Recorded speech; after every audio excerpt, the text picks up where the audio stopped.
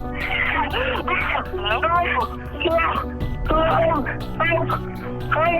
mom shot me with a gun.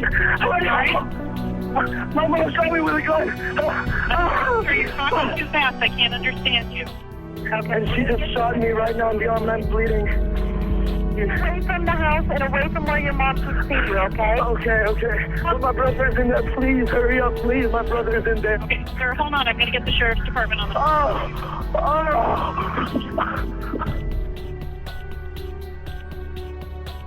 조용한 아침 LA 근교 마을에서 절박하게 911로 신고 전화가 걸려왔습니다. 소녀는 매우 충격을 받은 듯 보였으며 경찰은 총기 사건이 일어났음을 인지하고 주소지로 출동했습니다.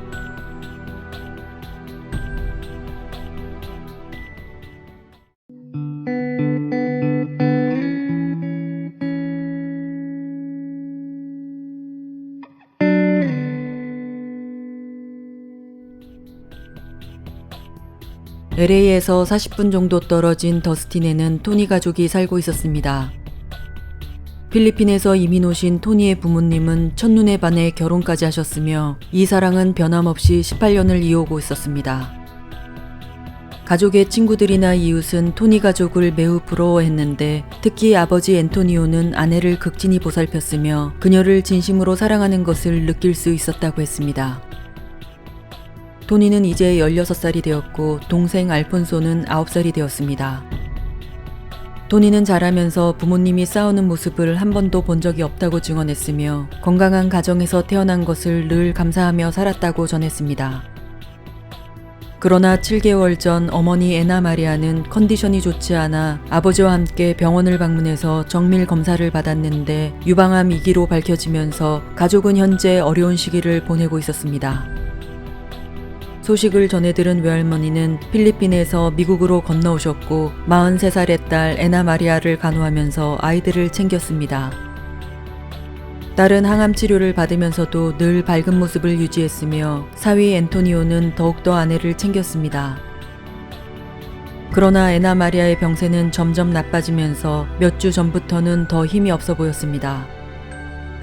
외할머니인 에블린은 딸을 계속 지켜주고 싶었지만 비자 문제로 필리핀으로 돌아가는 비행기를 타야 했습니다.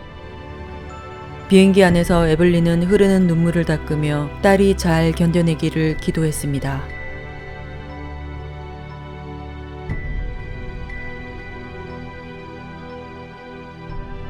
외할머니는 어제 필리핀으로 돌아가시고 오늘은 토니 가족만 어머니날을 맞이하게 됐습니다.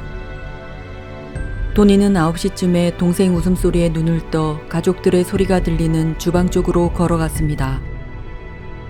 아버지는 이미 아침 식사를 모두 준비해 식탁 위에 차려놓으셨고 어머니는 의자에 앉아서 분주히 일하시는 아버지를 멍하게 쳐다보고 있었습니다.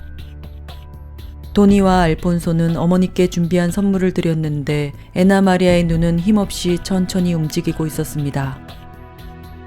벌써 7개월째 항암 치료를 받고 있는 엄마는 점점 기운이 없어지는 듯 보였고 식사도 제대로 못하셔서 의자에 앉아있는 것도 힘들어 보였습니다.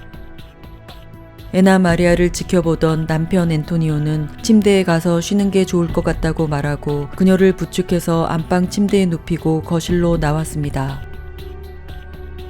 토니와 동생은 TV에 재밌는 게 있는지 살피며 채널을 이리저리 돌리고 있을 때 쿵 하고 뭔가 떨어지는 소리가 났습니다.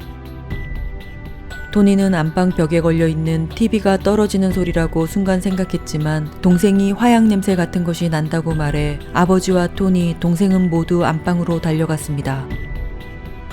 안방 문을 열자 애나 마리아가 침대에 앉아 권총을 입구 쪽에 겨누고 있었습니다. 놀란 앤토니오는 아내를 진정시키며 권총을 빼앗기 위해 천천히 침대 쪽으로 다가가자 애나 마리아는 방아쇠를 당겼고 앤토니오는 바닥에 쓰러졌습니다. 토니는 순간 무슨 일이 일어나고 있는지 전혀 이해가 되지 않았지만 본능적으로 집을 빠져나가야 한다는 생각에 주방 쪽에 있는 뒷문을 향해 달렸습니다. 뒷문에 거의 도착했을 때 갑자기 동생 생각이 났고 그를 데리고 나가야 된다는 생각에 뒤를 돌자 엄마가 총을 들고 다가오고 있었습니다. 토니는 두 손을 들고 어머니를 향해 제발 쏘지 말아달라고 애원했지만 그녀는 방아쇠를 당겼고 토니는 그 자리에 쓰러졌습니다. 토니의 팔에는 피가 흐르기 시작했고 아직은 자신이 살아있다는 생각이 들자 그는 휴대폰을 집어들고 뒷문을 빠져나가 뛰기 시작했습니다. 집에서 빠져나온 토니는 계속 도와달라고 소리질렀지만 이웃들의 모습은 보이지 않았고 스스로 911에 신고했습니다.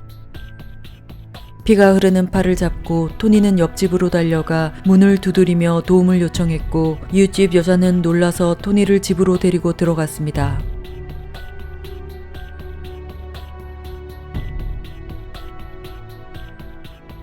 경찰이 신고를 받고 주소지에 도착했습니다.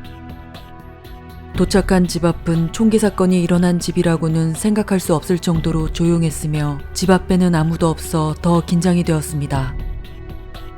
보통의 경우 집 근처에서 경찰을 기다리고 있다가 도와달라고 소리를 지르며 뛰어오거나 이웃 주민들이 어디에서 사고가 났는지 알려주는데 지금 이 집 앞은 평온해 보이기까지 했습니다. 어머니에게 총을 맞은 10대 아들의 신고 전화였다는 보고를 받았기 때문에 가해자가 여성이라는 것만 알고 있었습니다.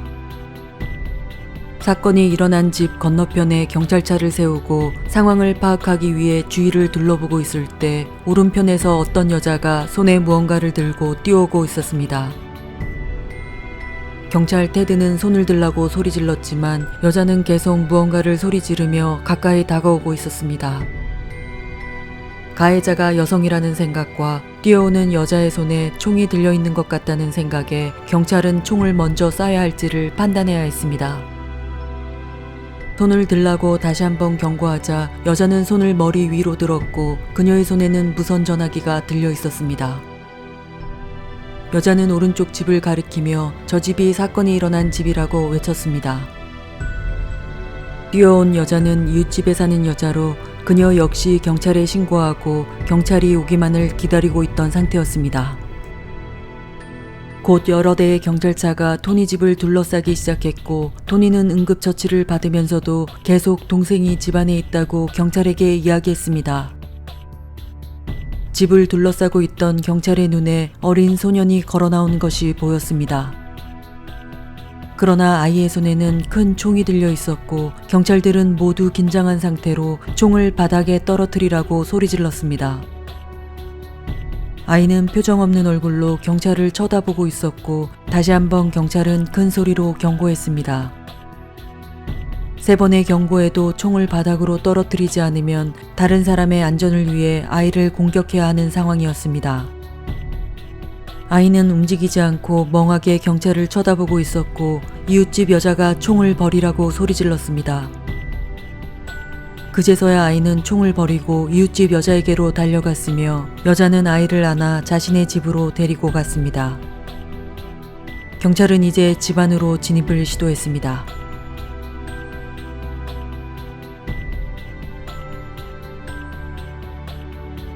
LA에서 딸을 만나고 필리핀으로 돌아간 친정엄마는 14시간 만에 마닐라에 도착했습니다.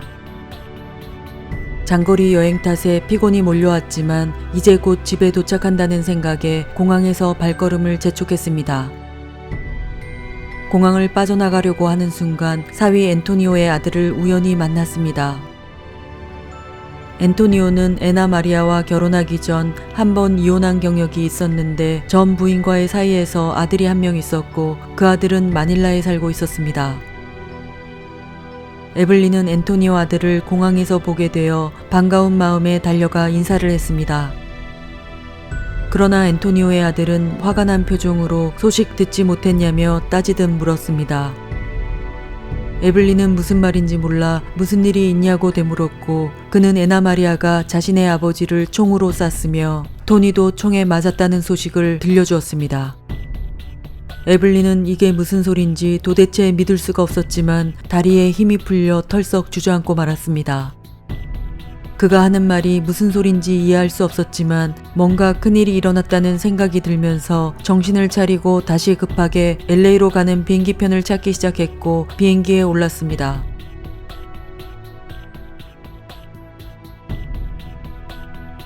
경찰이 집 안으로 들어서자 신음소리가 들려왔고 누군가 죽어가고 있다는 생각이 들었습니다.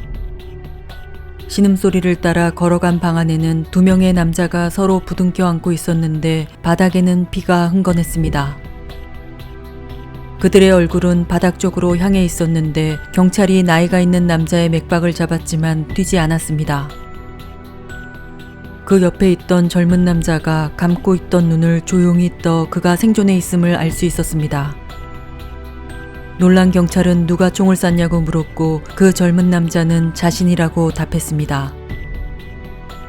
경찰은 목소리를 듣고 나서야 그 젊은 남자가 여자임을 눈치챘습니다. 애나 마리아는 항암 치료 중이어서 머리카락이 모두 빠진 상태였기 때문에 남자로 오해했던 것이었습니다. 그녀는 경찰에게 자신을 죽여달라고 소리를 질렀고 애나 마리아는 자신이 한 일에 큰 충격을 받은 듯 보였습니다.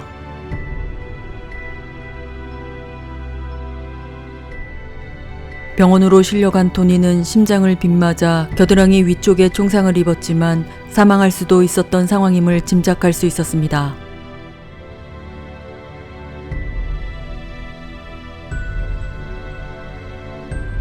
어머니 날 아침 아이들과 함께 식탁에 앉아 있을 때 남편이 힘들어하는 저를 보고 침대에 데려다 주며 쉬라고 말하고 문을 닫고 나갔습니다.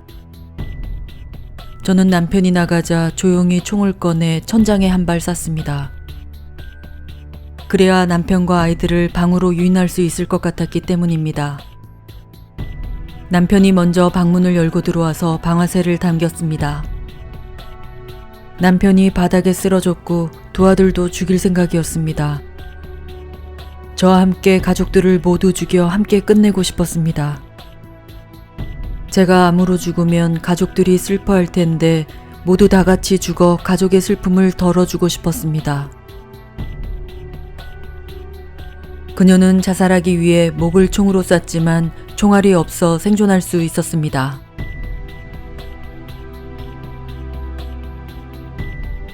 다시 미국에 도착한 애나 마리아의 엄마는 항암 치료의 부작용으로 보이며 약 또한 과다하게 처방됐다고 주장했습니다. 사건 다음 날 만난 딸의 눈은 정상으로 보이지 않았으며 평소 딸의 모습과는 전혀 다른 모습이었다고 이야기했습니다.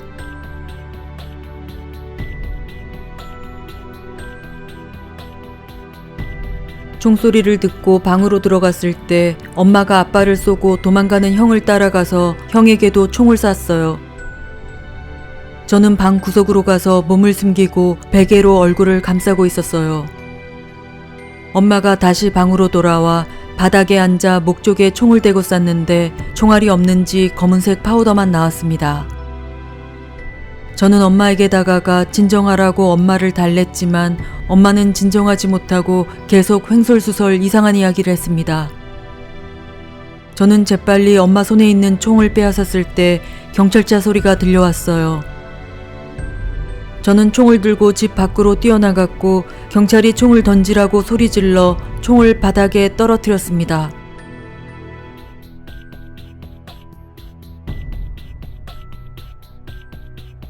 애나 마리아는 감옥에서 계속 항암 치료를 받았고 유방암은 거의 완치되어 재발을 막기 위한 치료만 진행할 정도로 건강해졌습니다.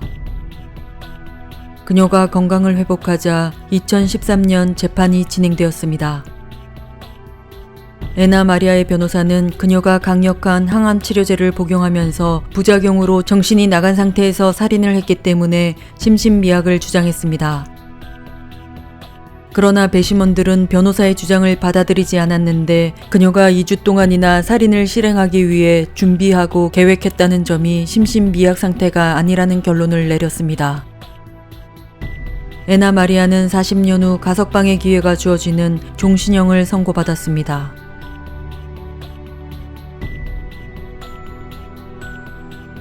사건이 일어나고 토니는 엄마를 무서워해서 제발 엄마를 감옥에 가둬달라고 애원했습니다.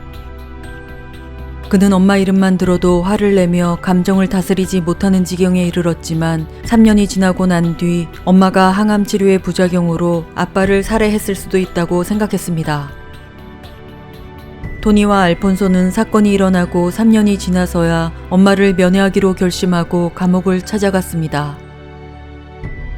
에나 마리아는 감옥에서 암 완치 판정을 받았으며 두 아들의 얼굴을 다시 볼 수 있게 되었습니다.